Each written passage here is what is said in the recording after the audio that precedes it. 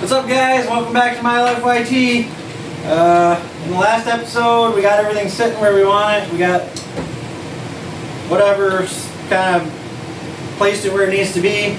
This episode, we're going to make the brackets for the rear end, hopefully mount the gas tank, and actually get the actual stuff mounted. So stay tuned for that.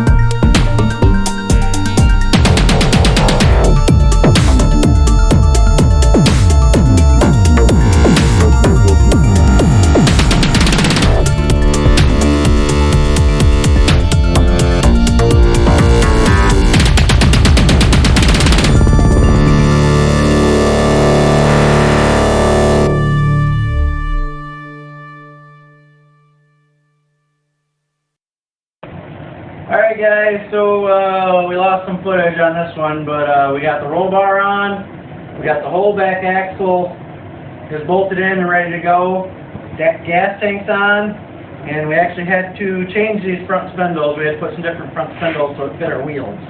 So we got a lot done today, and she's looking pretty cool. So thanks for watching. Check the description below for parts that we used on this go-kart, and we'll see you in the next one.